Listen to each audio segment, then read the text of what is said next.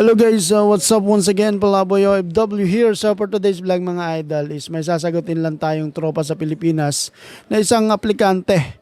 Of course mga lodi, this vlog is for all first timer na aspiring OFW na gusto magtrabaho sa Kuwait or gawin ang Kuwait as a stepping stone to another journey bilang isang OFW. And this vlog is also para sa mga rank and file, hindi to para sa professionals, engineers, nurses, ibang category nila.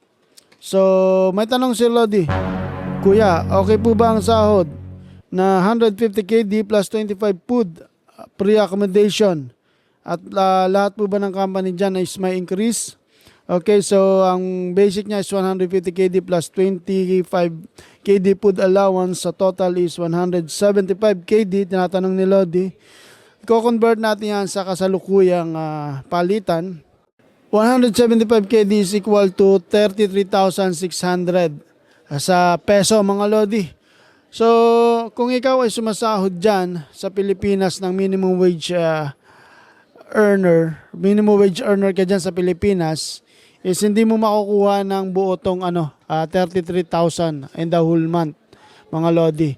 So libre na lahat ang makukuha nyo ng buo. So para sa akin, bilang isang OFW na nagsimula sa service industry, sa food service industry o service crew na tinatawag, is para sa akin okay na to, no?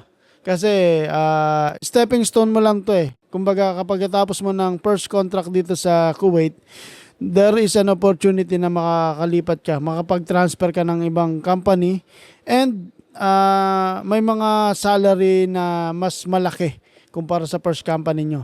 Kung ang visa mo ay transferable, disclaimer lang, kailangan visa mo transferable Lodi, kung nata-transfer sa different company.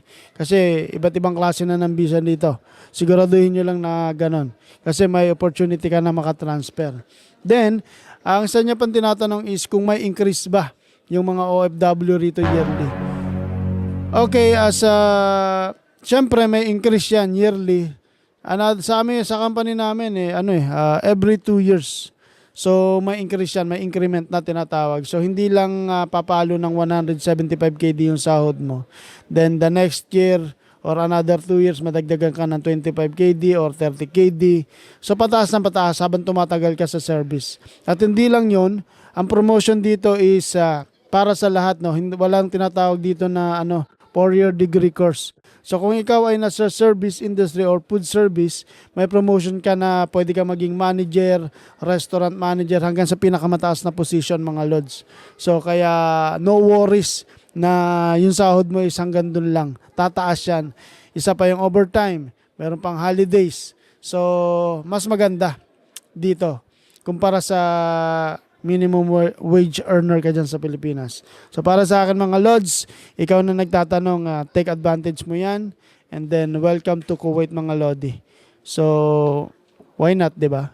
Hindi mo susubukan. Kung gusto mo, go. Kung ayaw mo, nasa sayo yan. Kasi yung iba sinasabi, kinikita niya sa Pilipinas yung 30,000 hanggang 40,000. Pero, ka na yun, lumulutang ka na sa hangin, sa ere. Patayan na. So, yun lang mga lodi. Sana nakatulong. Mabuhay.